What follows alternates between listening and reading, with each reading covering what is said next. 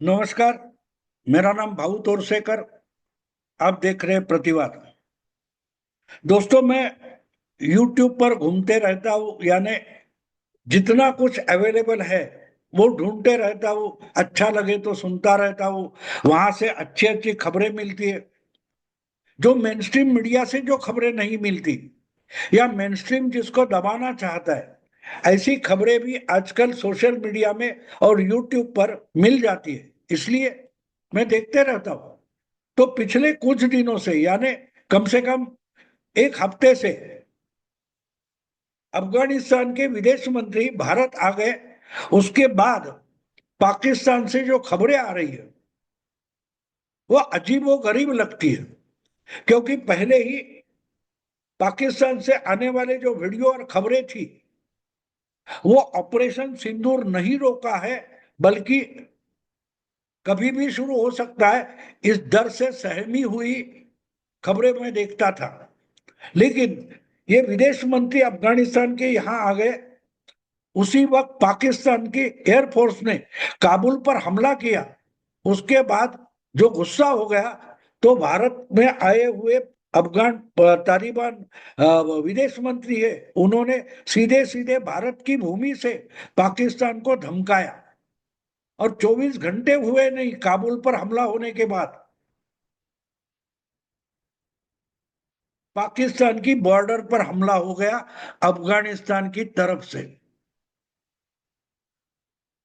तो पाकिस्तान में अब चर्चा ये शुरू हो गई है कि ऑपरेशन सिंदूर रोकने के बाद भारत ने पाकिस्तान को कोई दिलासा नहीं दिया है। असलियत में अधमरा करके पाकिस्तान को छोड़ा है, ताकि पाकिस्तान के जो और पड़ोसी दुश्मन है, वो मन चाहे कभी भी पाकिस्तान पर हमला कर सकते हैं, पाकिस्तान को जख्मी कर सकते हैं। क्या ये तरीका भारत ने अपनाया है? ऑपरेशन सिंदूर रुकने के बाद इमीडिएटली बलूचिस्तान में बगावत शुरू हो गई। और आज की हालत ये है कि बलूचिस्तान, जो पाकिस्तान का 45 जमीनी हिस्सा है, वहां पाकिस्तान की सेना या सैनिक जा नहीं सकते। अगर गए तो नंगा करके वापस भेजते, या तो मार डालते। दूसरा हिस्सा है खैबर पख्तूनवा। वहां टीटीपी यानी तहरीके तालिबान पाकिस्तान के बागी पाकिस्तान के साथ छेड़खानी करते रहते, और इसीलिए गुस्सा होकर पाकिस्तान की एयरफोर्स ने टीटीपी का कोई नेता काबुल में छुपा है ये समझकर उधर हमला कर दिया था। तो उसका बदला लेने के लिए तालिबान सेना पाकिस्तानी बॉर्डर पर पहुंच गई है। इसका मतलब समझो आप। हर दिन कोई सेना बॉर्डर पर नहीं रहते, उनके कोई रखवालदार रहते हैं, चौकीदार रहते हैं, चौकियां रहती है। तो बिल्कुल ये बात अफगानिस्तान के लिए टीटीपी के लोग करते हैं, जो पाकिस्तान के साथ हमेशा छेड़खानी करते रहते हैं। और इसलिए छुटपुट घटनाएं पाकिस्तान अफगानिस्तान बॉर्डर पर होती रहती है। तो ऐसे में जब पाकिस्तान ने काबुल पर हमला कर दिया, तो उसका बदला लेने के लिए हजारों तालिबानी लड़ाके पाकिस्तानी बॉर्डर पर पहुंच गए। और उन्होंने देखते देखते पाकिस्तानी जमीन पर सरहद क्रॉस करके हमला कर दिया। और इतना जबरदस्त हमला कर दिया कि एक दो वीडियो भी आए, कैसे पाकिस्तानी सेना के जवान अपनी कुटिया, अपने तंबू छोड़कर भाग रहे हैं। कितने पाकिस्तान के हथियार तालिबानों ने जब्त किए, बरामद किए, और लेकर निकल गए। 17-18 पाकिस्तान की चौकियों पर अब तहरीके तालिबान पाकिस्तान टीटीपी का झंडा लहरा रहा है। कब्जा तालिबान अफगानिस्तान ने कर लिया है। तो ये सब देखकर पाकिस्तान में इतना डर फैला है कि क्या ये सब भारत जानबूझकर कर रहा है। एक बात तो साफ है, अफगान तालिबान हो, बलूचिस्तान लिबरेशन आर्मी हो, या टीटीपी हो, ये सब लोगों के पास इतनी ताकत, इतना पैसा नहीं है कि भारत की पाकिस्तान की सेना से वो पंगा ले। आज भी अफगानिस्तान एक पूरा देश है, उनकी अपनी सेना है, उनका अपना राज है, सत्ता है, कानून है, लेकिन उनके पास आज भी एयरफोर्स नहीं है। इसलिए पाकिस्तानी एयरफोर्स ने जो हमला किया उसका जवाब देने के लिए उन्होंने मिसाइल और ड्रोन का इस्तेमाल किया, लेकिन लड़ने की सालों की आदत है, सालों की आदत है, अपने वतन के लिए मर मिटने की इच्छा है। ये जो अफगानी तालिबानों के पास है या टीटीपी के पास है, वो बात पाकिस्तानी सेना में नहीं है। बहुत सालों से पाकिस्तानी सेना लड़ाई करना भूल गई है, भूल गई है। बस आज पाकिस्तान में अच्छी नौकरी यानी एम्प्लॉयमेंट अगर कोई है तो आर्मी में जाओ, सेना में दाखला करो। अगर सेना में जाते हो तो सेना की नौकरी, इसका मतलब पक्का पगार मिलेगा, पक्का वेतन मिलेगा। पगार की हमी है इसलिए सेना में जाना है, लड़ना है ये इच्छा ही नहीं है, ना कोई उनका मकसद है।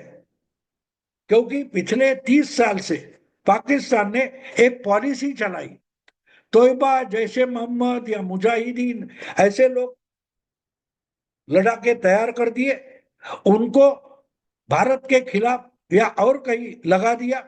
तो जिसको आउटसोर्सिंग बोलते हैं, यानी एक काम सरकारी है, वो काम ठेके से दिया जाता है, टेंडर निकाले जाते हैं कि भाई इतने पैसे में ये रोड बना दो, ये ब्रिज बना दो, ये बिल्डिंग बना दो, उसका टेंडर निकलता है ना, बिल्कुल उसको आउटसोर्सिंग बोलते हैं। यानी काम तो अपना है, पैसा हम लगाएंगे, आप काम करो, मजदूरी करो, अपना प्रॉफिट निकालो और चलो जाओ। इसी ढंग से पाकिस्तान ने अपनी सुरक्षा का काम जो था वो टेररिस्ट के लिए, जिहादियों के लिए आउटसोर्स कर दिया। और इसलिए पाकिस्तानी सेना, उसका अधिकारी हो या एक कोई जवान हो, वो लड़ नहीं सकता, क्योंकि वो लड़ने के लिए सेना में आया ही नहीं है। और पिछले 30 साल से लड़ना क्या होता है वो उसको मालूम नहीं। उसने ट्रेनिंग लिया है, बंदूक चलाना हो, तोप चलाना हो, मिसाइल चलाना हो, ये ट्रेनिंग पाकिस्तानी सैनिकों के पास है, लेकिन उसका इस्तेमाल उन्होंने नहीं किया है। और प्रैक्टिस, अभ्यास जरूरी होता है। हम देखते हैं अगर क्रिकेट की मैच हो या और कोई खेलों की मैच हो, तो वो खिलाड़ी हमेशा प्रैक्टिस करता रहता है, क्योंकि जिस दिन उसको मैच खेलना है उसके लिए उसका देह, शारीरिक जो जो चलन वलन है वो ठीक से हो, इसके लिए अभ्यास और प्रैक्टिस, मेहनत जरूरी होती है।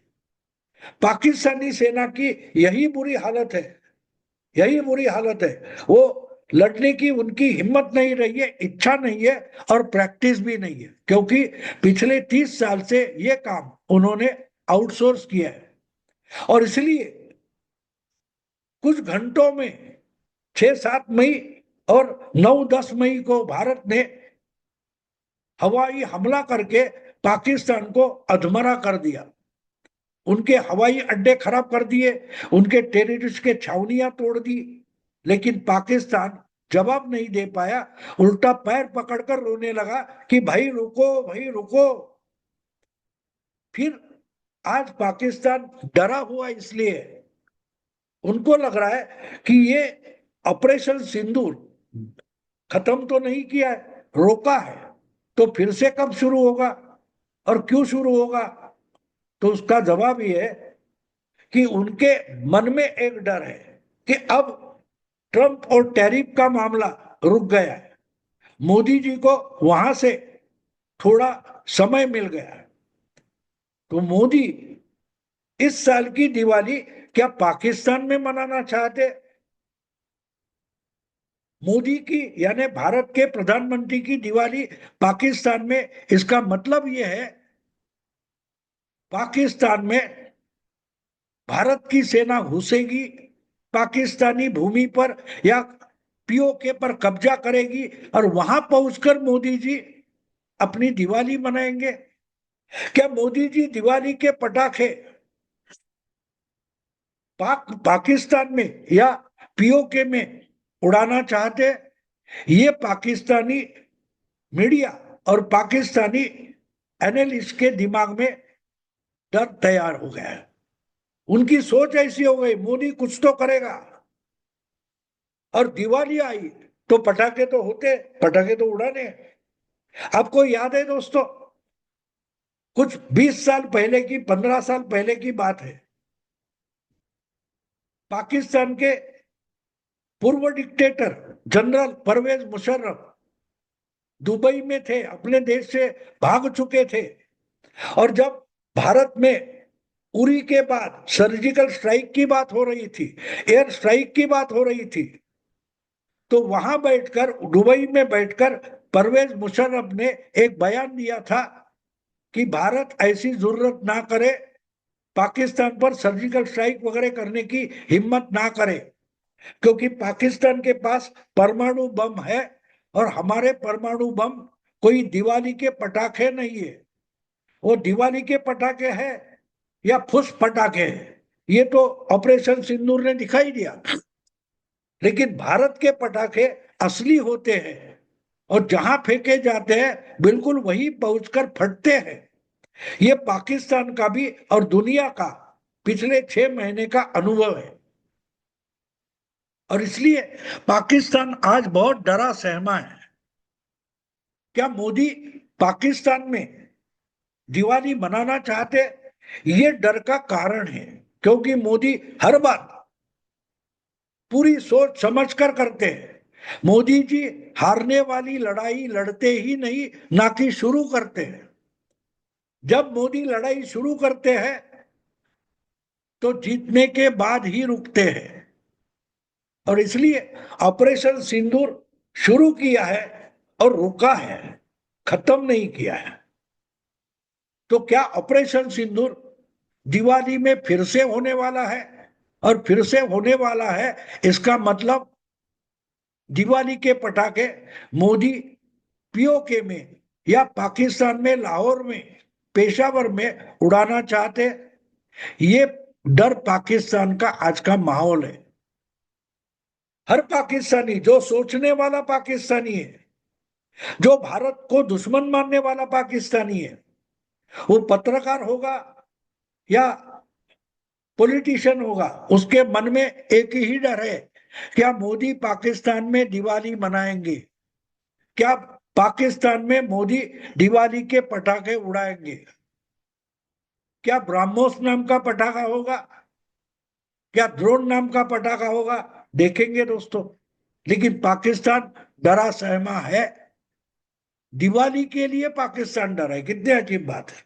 दिवाली तो खुशियों का त्योहार होता है, लेकिन पाकिस्तान के लिए भारत का दिवाली त्योहार एक डर का कारण बन गया है। देखते हैं क्या होता है। अभी रुकता हूं। वीडियो पसंद है तो लाइक कीजिए, शेयर कीजिए और प्रतिवाद को सब्सक्राइब कीजिए।